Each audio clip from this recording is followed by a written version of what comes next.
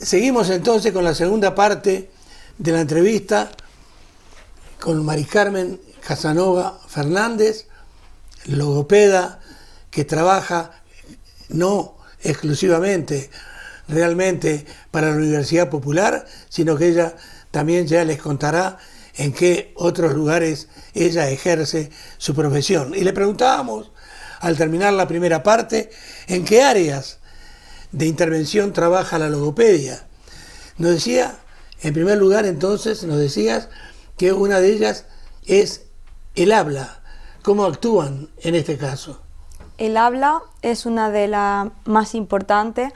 Aquí entran dificultades tanto a nivel de pronunciación, como hablábamos antes, con problemas como elevación del frenillo. A nivel de un solo fonema o de varios, también entran dificultades como todos conocen la tartamudez. También problemas tipo psicológicos, por ejemplo, mutismo selectivo. Hay niños que cuando entran al colegio se callan y luego en otros ámbitos, ya sea en su casa, en el parque, con amigos, son niños completamente normales, pero en ese ámbito nuevo que supone la incorporación al colegio, no pronuncian. Entonces ese es otro de los problemas de habla que tratamos. Y para pasar del habla al lenguaje, que es un rango mucho más abierto, entrarían problemas en el lenguaje desde el TEL, que es el trastorno específico del lenguaje. Son niños que tienen problemas tanto a nivel de habla, para pronunciar, como de comprensión, de escritura. Son problemas que al principio se ven porque no pronuncian bien, pero luego, si no se tratan, es lo que he dicho antes, que van haciéndose una bola, cada vez la bola es más grande. Escritura, lectura, comprensión. Ahí en el lenguaje entrarían dificultades que engloban varias patologías, desde el autismo, desde la parálisis cerebral, desde la discapacidad intelectual, y también los problemas de adultos, de accidentes, de ictus, porque ahí no es solo el habla, es el lenguaje entero. ¿Por qué? Porque es tanto a nivel de producir, de hablar, como de comprender, porque hay personas que pueden hablar bien, pero si tú les hablas y no son capaces de comprenderte, ahí hay un problema de lenguaje, de comunicación. Nos hablabas también de la voz. Sí. ¿Cómo lo pueden ayudar en ese sentido? La voz, nosotros tratamos a personas, desde niños como adultos, pero sobre todo a adultos que trabajan como herramienta, tienen la voz, como locutores de radio, cantantes, docentes, que son las personas que más suelen acudir porque están todo el día forzando la voz. ¿Cómo podemos ayudarles en este caso? Sobre todo a darles pautas de cómo trabajar, cómo no forzar la voz, porque hay personas que, normalmente docentes, al enfrentarse a un grupo amplio de niños o de adolescentes, tienden a elevar muchísimo la voz, a forzarla, a gritar. Entonces nosotros le aconsejamos, le damos como un informe para que ellos lo tengan y se autorregulen a la hora de trabajar con la voz. En lo que se refiere, Mari Carmen, a otro de los problemas, la audición, ¿cómo trabajan? La audición es como, va por escala, porque primero se detecta el problema. Ahí normalmente nosotros no intervenimos porque el problema tiene que verlo un médico, y entonces ya trabajamos o bien con audífonos o con personas que totalmente trabajan con lengua de signos. Por eso es muy importante en nuestra profesión la lengua de signos, para tratar con personas, por ejemplo, que no tienen comunicación oral.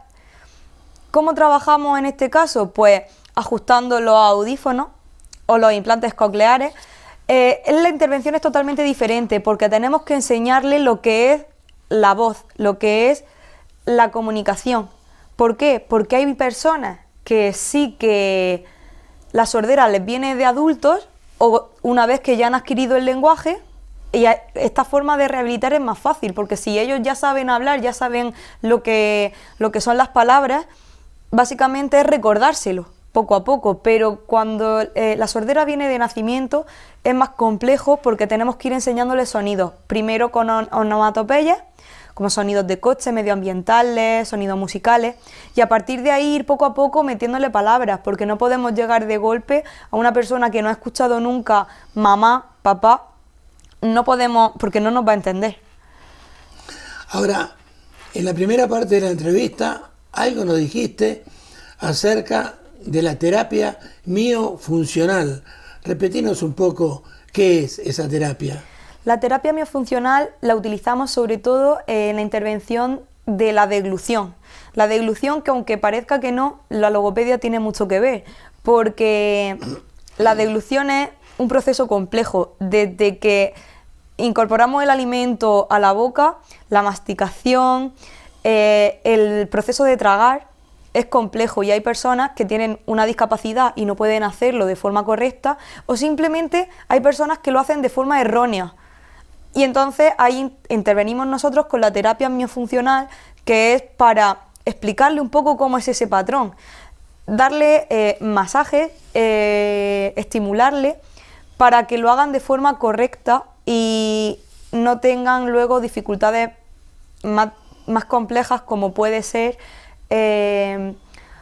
un proceso de mordida, que es cuando al masticar mal, hay sobre todo niños que se muerden mucho el labio, entonces eso le dificulta luego para poder hablar, y es un problema también para alimentarse, porque hay niños que solo se alimentan a base de líquidos o de papillas porque les cuesta mucho lo que es tragar o masticar de forma correcta alimentos más sólidos, y es muy importante que un niño y una persona mayor esté bien alimentada.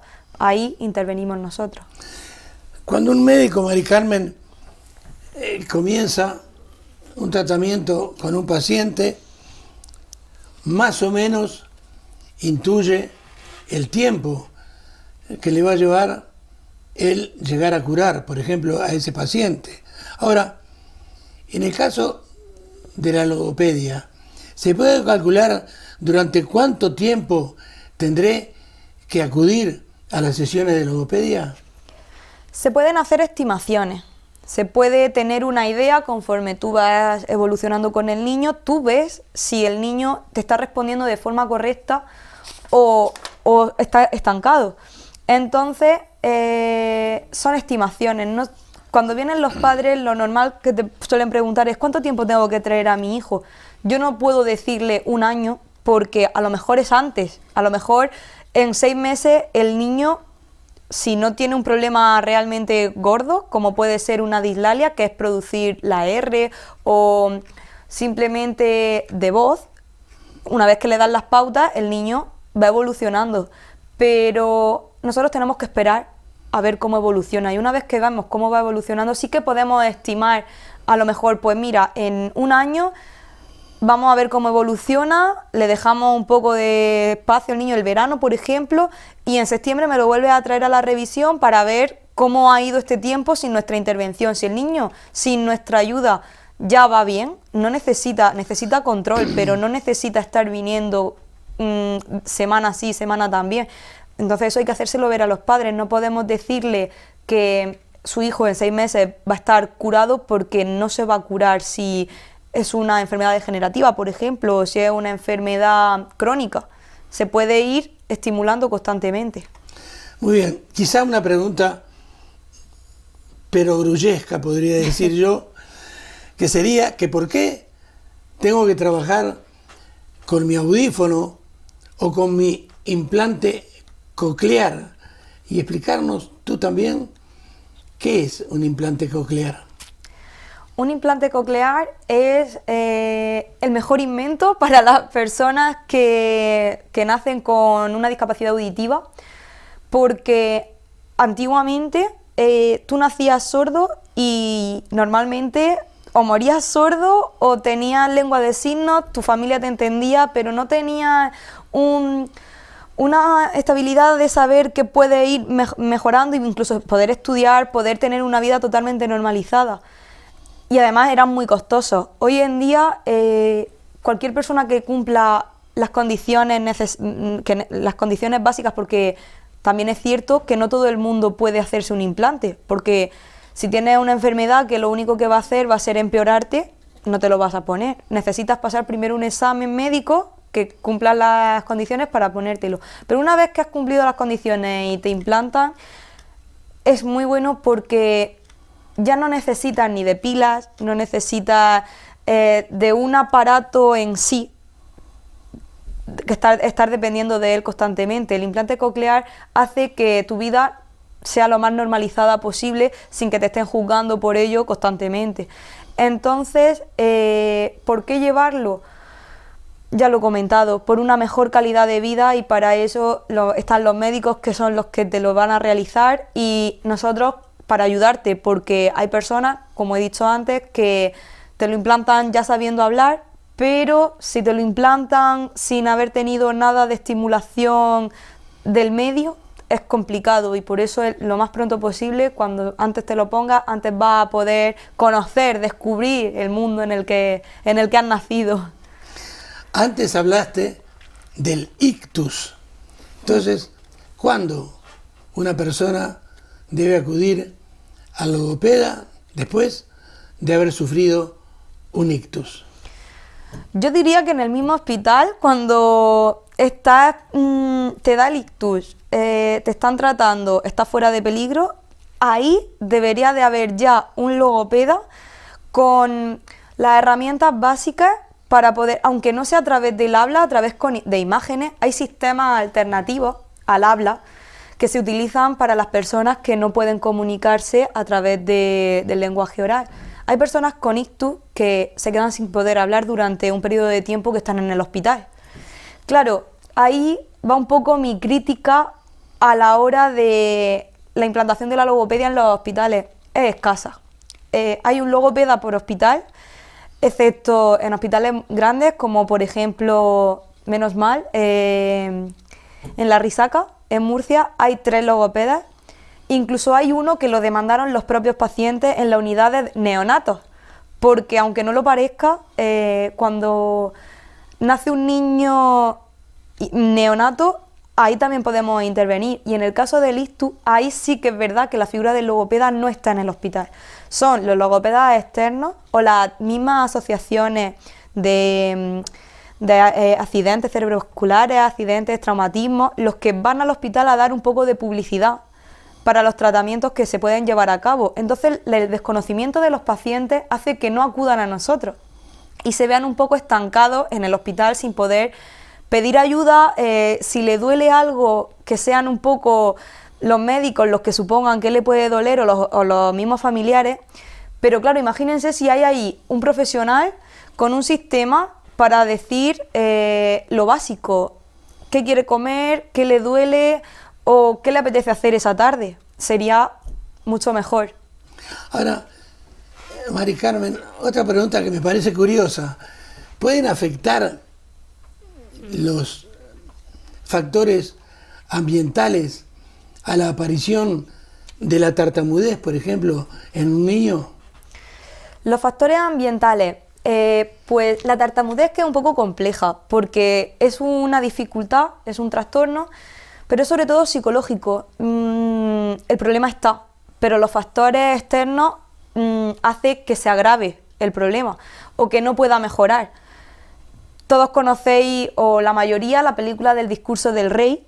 Ahí aparece muy bien la figura del logopeda, los tratamientos que hace. Por ejemplo, el hecho de taparse los oídos y de no escucharte a la hora de hablar hace que hablen mejor, sin tantas pausas, sin tanta espera. ¿Por qué? Porque no te oyes. Al no oírte, ves que no te estás equivocando. Entonces eso, por ejemplo, es un factor ambiental. Otro factor ambiental es, por ejemplo, el colegio. El colegio, a lo mejor el niño en el colegio, la presión de saber que le pueden preguntar en ese momento hace que se ponga más nervioso, hace que la dificultad se agrave, también influye. O el ruido de algunos ruidos específicos, como por ejemplo los coches, también puede hacer que aumente. Cada persona tiene unos factores que le condicionan a que aumente o disminuya la dificultad. Muy bien. Mari Carmen, disfemia. ¿Qué es la disfemia y cómo puede ayudar un logopeda con esto? La disfemia es efectivamente la tartamudez. Todos lo conocemos como tartamudez, pero el nombre real es disfemia. ¿Cómo podemos ayudar? Pues, como bien digo, a privarlo de estímulos que le hagan estar más nervioso. También la atención y sobre todo la motivación, porque normalmente las personas con disfemia ya saben que tienen el problema y eso les baja muchísimo la autoestima. Lo primero que hay que hacer ahí, la función principal, más que la del logopeda, que también a la hora de hablar, pero el psicólogo es una figura muy importante en este trastorno, ya que primero tienen que ser ellos los que se vean capaces de conseguirlo, porque si un paciente no se ve capaz de llevar a cabo el tratamiento, no lo va a conseguir, porque por mucho que nosotros queramos conseguir algo, si no está en él querer o poder, la intervención va a ser mucho más complicada. Muy bien, tengo 70, 75, 80 años y siento que mi voz está cada vez más débil. ¿Qué pueden hacer ustedes para ayudar a esa persona? Podemos intervenir de varias formas. La primera sería sobre todo darle pautas, porque hay personas que tienden a elevar la voz y sobre todo cuando existen problemas de audición. Cuando son familias numerosas y se reúnen todos, entonces sobre todo las personas mayores tienden a hablar mucho. Ahí lo primero es darle unas pautas, decirle que no hace falta elevar tanto la voz para que te escuchen y sino que se callen, que te toca hablar a ti. Y a partir de ahí ejercicios para que la voz que actualmente con la que llega a tu gabinete sea la voz que pueda mantener a lo largo de su vida, que no vaya para abajo, sino que se mantenga, porque lo más probable es que no consigamos aumentar la voz, porque es la voz que tienes actualmente, pero sí que la podemos mantener. Intentemos que no decaiga más de lo necesario. Muy bien. Uno de los vocablos que hablaste en la primera parte del programa, la dislexia. ¿Qué es la dislexia y cómo me ayuda entonces el logopeda? La dislexia es un trastorno que cada vez es más frecuente, porque hace unos años el niño con dislexia era el típico niño tonto que no quería ni leer ni escribir y aprendía a base de collejas. Menos mal que hoy en día existe el trastorno y existimos nosotros para poder ayudarlo. ¿Cómo podemos ayudarlo? Pues podemos ayudarlo descodificando la imagen a través de imágenes que les sea más sencilla la lectura. Hay diferentes niveles, porque hay desde niños que pueden leer bien y luego le cueste sobre todo escribir, niños que le cueste todo muchísimo, pero ahí entramos nosotros para poco a poco, sobre todo, decirle que no pasa nada, que tiene una dificultad. Y eso es lo primero, tanto con la dislexia como cualquier trastorno, hacer consciente al niño de que tiene una dificultad y que tiene que ir con ello hacia adelante. Porque si intentamos machacarle algo, ve que no puede y encima no sabe por qué, ahí acaba todo.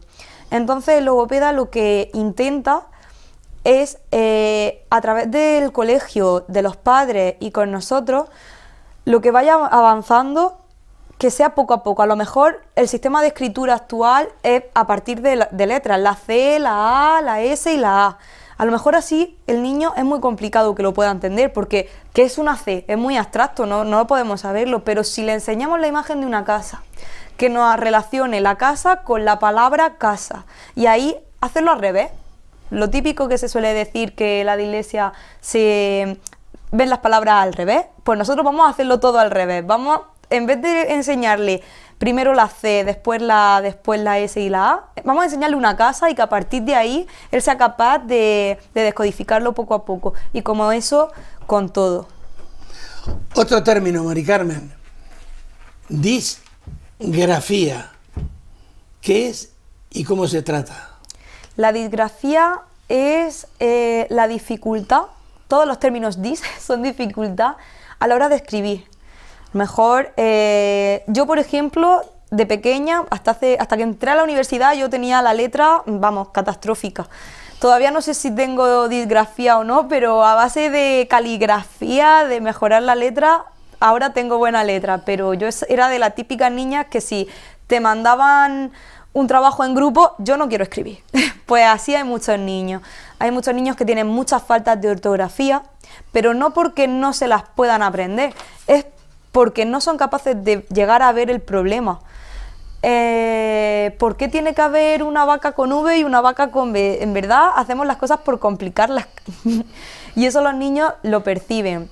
Ahí entramos nosotros y a base de repeticiones, a base de juegos también, porque es más sencillo si aprende algo jugando que si aprende algo porque te están obligando. Si te dicen, escribe 20 veces vaca con B y 20 con V, ¿realmente crees que luego ese niño va a acordarse de cómo se escribe? Se va a acordar de lo mal que lo pasó escribiéndolo, pero no el por qué lo hizo. Entonces, si lo hacemos de forma dinámica, tanto nosotros como logopedas, como los profesores en el colegio, que es lo que estamos tratando de inculcar, que aunque haya niños con dificultades en el colegio, que se trate un poco todos por igual, porque igual que le va a beneficiar al niño con problemas aprender de esa forma, aprender de forma más lúdica, al niño que no tenga problemas también le va a servir y también lo va a aprender más rápido. Entonces ahora mismo estamos luchando un poco por eso. Muy escuetamente también te referiste a la discalculia. ¿Qué es? La discalculia es un poco la olvidada de las dificultades de la logopedia y de las dificultades del colegio. La discalculia es el trastorno que afecta a los números, a las matemáticas, pero no solo a la hora de sumar o de restar, no, porque a lo mejor hay un niño que te sabe hacer las cuentas perfectamente de cabeza, pero luego se pone a escribirlo y no es capaz de escribirlo de forma ordenada. Se come números, se equivoca. ¿Por qué? Porque hay una parte realmente del cerebro que impide que seas capaz de organizar mentalmente los números. Eso es más complicado que lo trate el logopeda.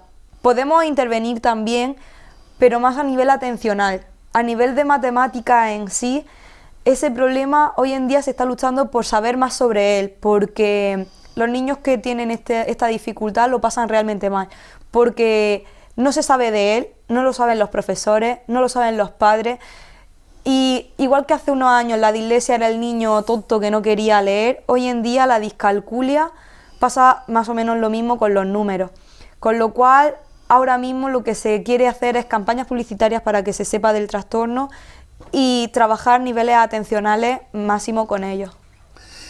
Hablaste también de la deglución atípica.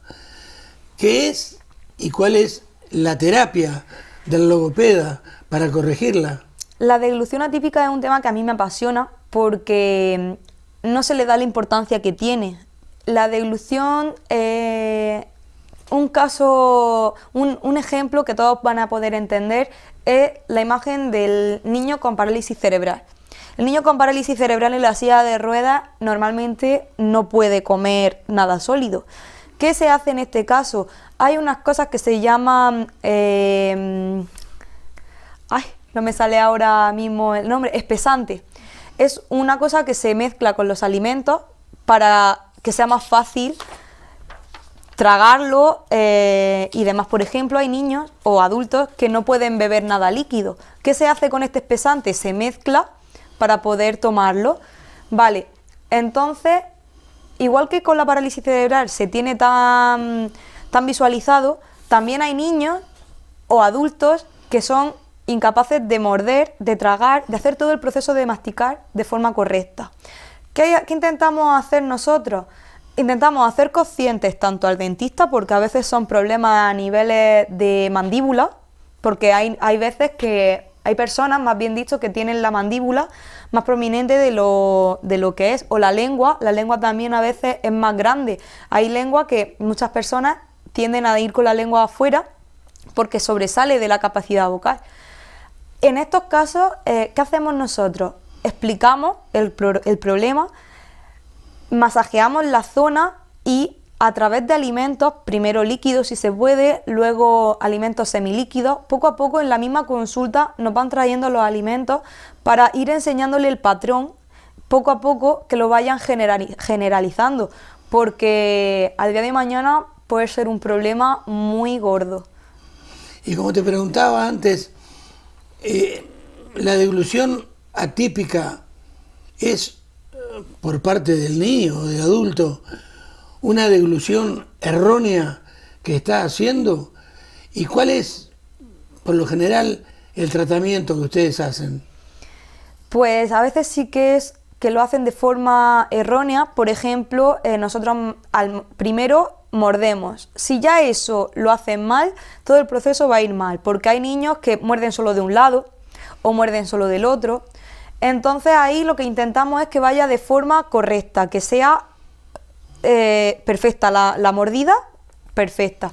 Y a partir de ahí enseñarles que no es morder y tragar, sino que el bolo alimenticio tiene que moverse por la boca, porque claro, al tragar sin masticar de forma correcta, eso luego problemas a nivel de estómago, problemas a otros niveles, con lo cual eso es lo principal.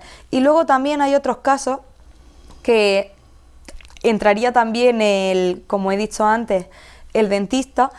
Hay un aparato que muchos niños necesitan porque no son capaces de hacerlos por sí solos, por culpa de la mandíbula o de los dientes, sobre todo en muchos casos cuando el niño ha utilizado mucho chupete o mucho biberón, los labios no cierran de forma correcta porque se han acostumbrado a absorber en vez de morder.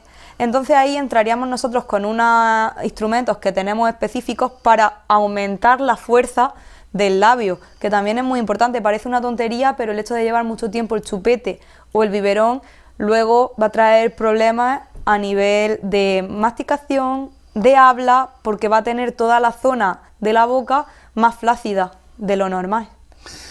Muy bien, Mari Carmen.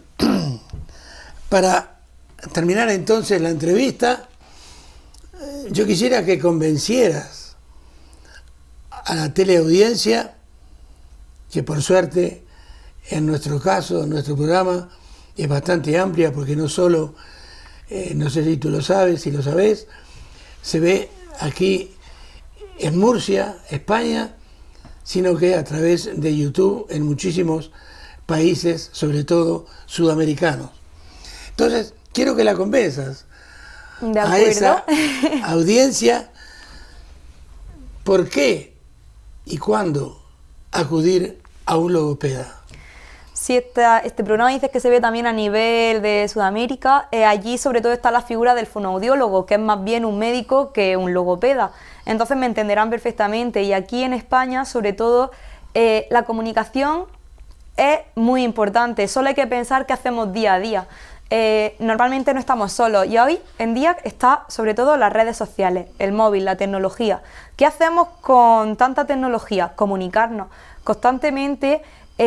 Nuestra especie humana, la base es la comunicación. Entonces, si hay un problema, por muy pequeño que parezca, lo importante es verlo y que te vea un especialista.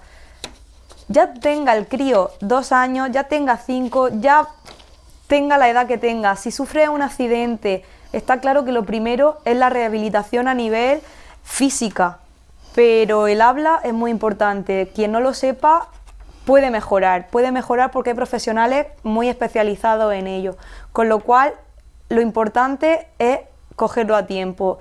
La atención temprana, la atención después de un accidente, para eso estamos nosotros. Así que, nada más, estamos a vuestra disposición. Como yo, somos muchos. Muy bien, muchísimas gracias. Entonces, no pasará mucho tiempo que te llamaremos para que nos hables en general del trabajo total que se hace dentro de la Universidad Popular, ¿puede ser? Sí, a ver si hay suerte y cada vez un poquito más y puedo hablar bastante sobre el tema. Muy bien, muchas gracias. Y a ustedes decirles entonces que nos han ayudado a vivir positivamente, con una sonrisa día a día, no solo aquellos gallegos almaceneros que, reitero, pululaban allí en Montevideo, en Buenos Aires o en toda la Argentina y en todo el Uruguay, que nos enseñaron, reitero, a vivir por sobre todas las cosas. Y empresas pequeñas como Aquamur, que no se aprovecha de la gente, viven evidentemente de su trabajo, pero lo hacen totalmente con una honradez envidiable, aunque la honradez no es realmente una virtud, se debe ser así, se debe ser honrado. Y para terminar, evidentemente, Carmen Santos López, muchísimas gracias por vuestra Universidad Popular, que no hace distingo de ningún tipo. Todos somos seres humanos que vivimos aquí en la tierra. Las fronteras no deberían existir, las banderas diferentes tampoco. Deberíamos todos hablar el esperanto, o sea, entendernos sin ningún tipo de problema, y que la política desapareciera por completo de este planeta tan destruido precisamente por políticos. Hasta la semana que viene.